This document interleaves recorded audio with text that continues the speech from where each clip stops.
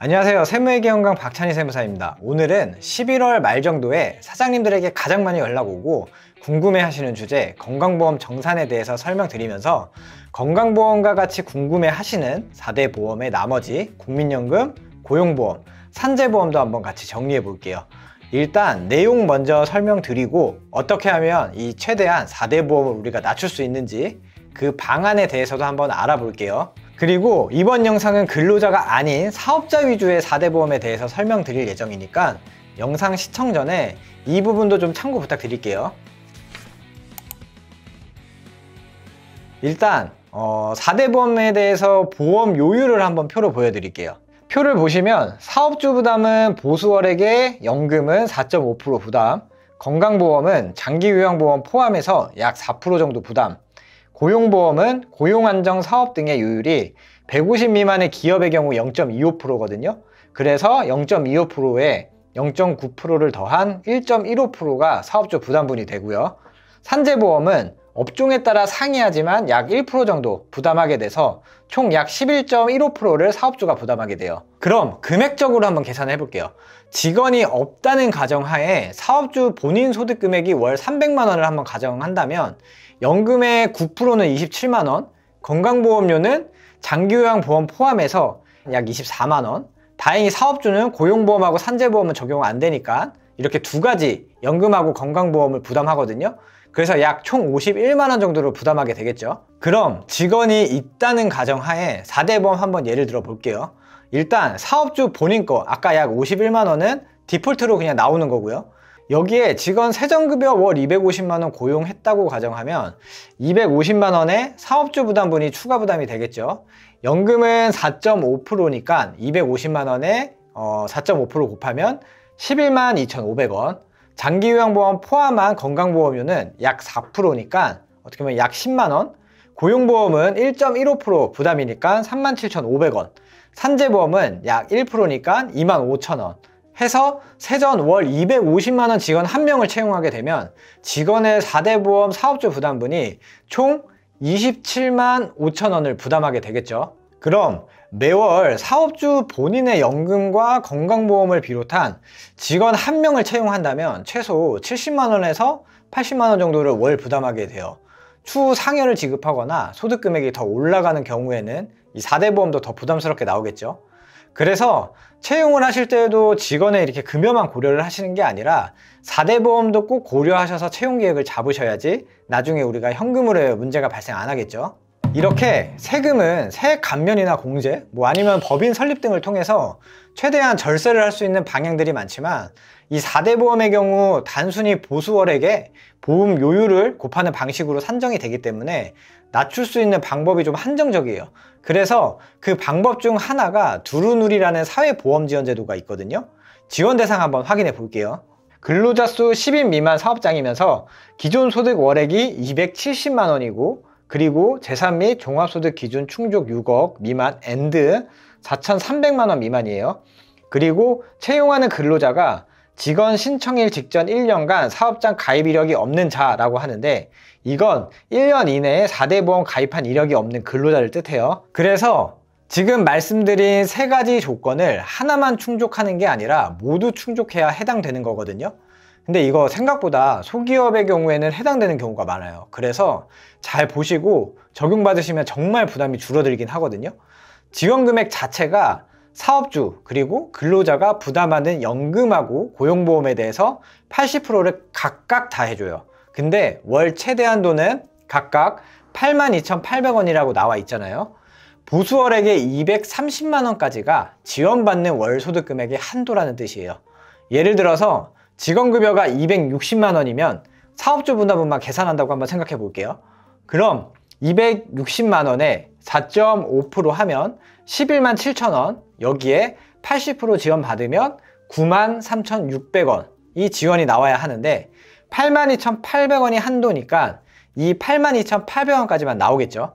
그래서 이 82,800원을 역산을 해보면 보수월액이 230만 원 급여가 한도에 걸리는 최대치가 돼요. 그래서 230만 원에서 270만 원 사이에 그 급여를 받는 직원을 채용을 해도 우리는 사업자 부담분 82,800원, 근로자 부담분 82,800원 각각 한도까지만 지원을 해준다. 이렇게 이해하시면 돼요. 근데 이건 지금 연금에 대해서만 계산을 한 거고 고용보험료도 마찬가지로 이렇게 80%까지 지원이 나온다고 보시면 돼요. 이렇게 근로자별 최대 36개월까지 지원을 해줘요. 저희 사무실 직원도 이거 적용받고 있는 직원이 있는데 생각보다 서로 부담이 많이 들어가거든요. 그래서 이거 기억하셨다가 해당되시면 신청하시면 돼요. 신청 방식은 전산으로도 가능하고 서면으로도 가능하거든요. 화면에 왼쪽은 전자로 신청하는 방법이고요. 화면의 오른쪽은 서면 신고하는 방법이니까 참고하셨다가 해당되시는 직원을 채용하게 되시면은 잊지 마시고 신청하시길 바랄게요. 그럼 설명드린 두루누리도 적용도 못 받고 월소득 금액도 높은 사업자분들도 계시죠. 이런 경우 법인을 설립하는 것도 방법이 될 수는 있어요. 일단 직원을 채용을 해서 직원 4대 보험에 대한 사업주 부담분은 법인을 설립해도 방법이 없어요. 근데 내 소득 금액, 즉 사업주 소득 금액이 높으신 분들은 법인을 통해서 진행하는 걸로 4대 보험을 낮출 수는 있어요. 어떻게 낮춰지냐? 개인 사업자의 경우 한 해 소득 금액이 결정이 되면 그걸 기준으로 4대 보험이 적용되잖아요. 근데 법인의 경우 법인 격차가 새로 생긴다고 이전 영상부터 제가 좀 설명을 드렸었는데, 이렇게 법인에서 생기는 소득 금액은 따로 4대 보험이 부과가 되지가 않아요. 사업주가 법인의 대표이사로 급여를 가져갈 때, 즉 법인의 돈을 유출시킬 때 그 근로소득 금액이 잡히면서 이때 4대 보험이 부과가 되거든요. 그럼 우린 이 유출된 금액을 조정할 수가 있잖아요. 급여를 조정하면 되니까. 그래서 내가 실제 법인에 한 해 2억을 벌어도 내가 급여를 통해서 가져간 게 5천만 원이면 5천만 원에 대해서 4대 보험만 부담하시면 돼요.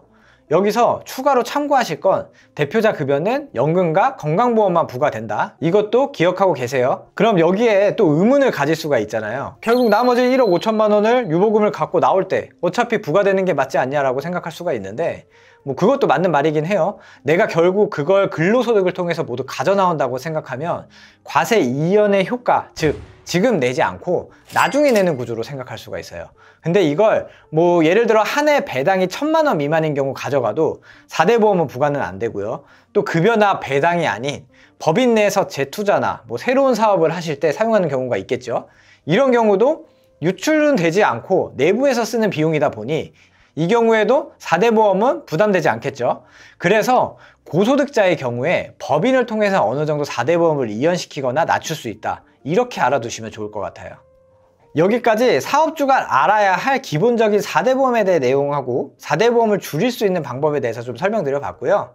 이후 부분은 조금 어려울 수 있는데요. 근데 11월 건강보험료 정산 때문에 지금 왜 이렇게 많이 나오는지 궁금해 하시는 분들도 계실 것 같아서 이것도 한번 설명드려 볼 테니까 이건 한번 가볍게 들어보세요. 우선 건강보험에 대해서 다시 정리를 해보자면 직원이 있는 사업장하고 직원이 없는 사업장 둘로 먼저 나눠서 이해하셔야 해요.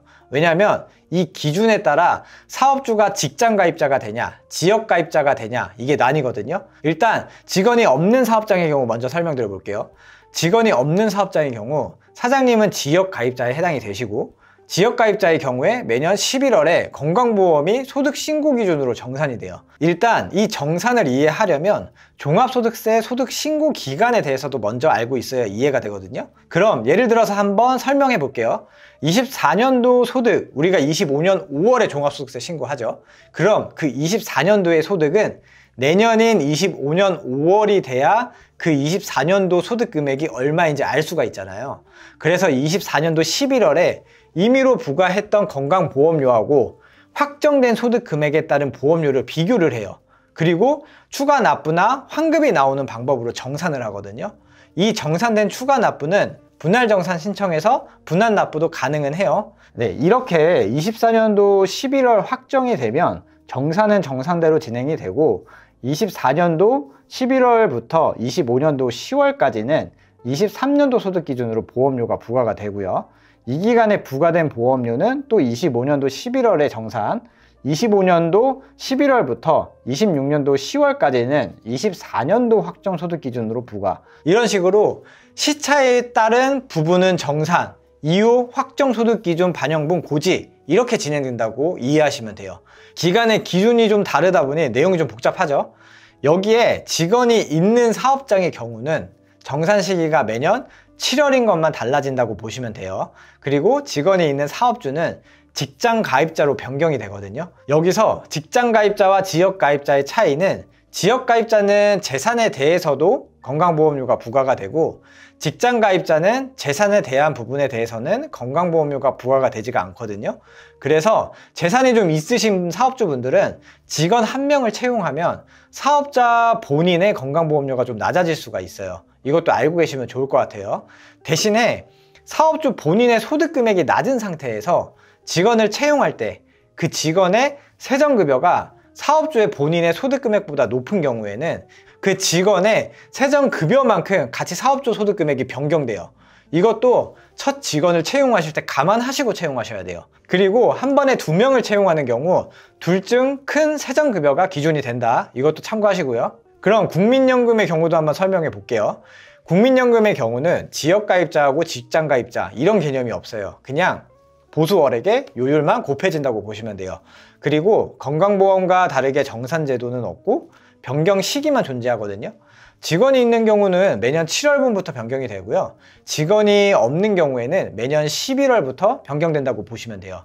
왜냐하면 우리가 매년 5월에 종소세 신고를 하면 그때 그 소득 금액이 확정이 되고, 직원이 있는 사업주의 경우 보수월액의 신고를 5월 말일까지 진행을 하고, 직원이 없는 사업주의 경우 보수월액 신고를 따로 하지 않기 때문에 추후 공단이 국세청에서 자료를 받아서 11월에 변경이 들어가신다고 보시면 돼요.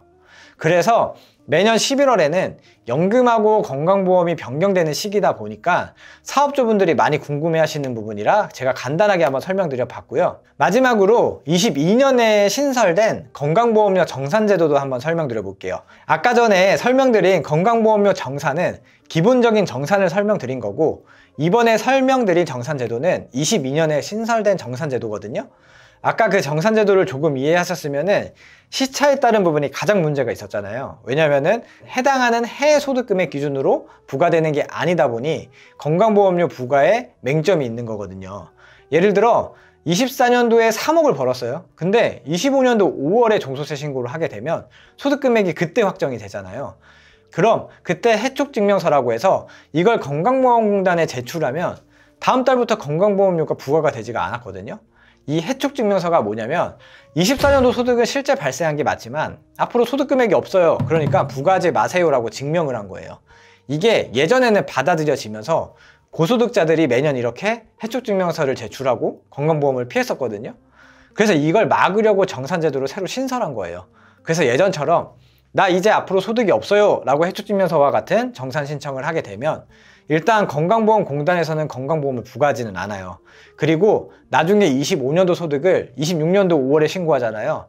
그때 만약 소득이 신고된 게 국세청에서 전달되면 그럼 1년치 소득 다시 다 부과할 거야 라는 제도예요. 간단하게 설명드린 거고, 그래서 이건 내가 진짜로 앞으로 소득이 발생하지 않을 거라고 하면 신청하시는 게 맞지만 나중에 거짓말로 신청하게 되면 추후에 큰 금액으로 한 번에 보험료를 부과받을 수 있으니까 이 부분은 꼭 이해하시고 신청하셔야 돼요.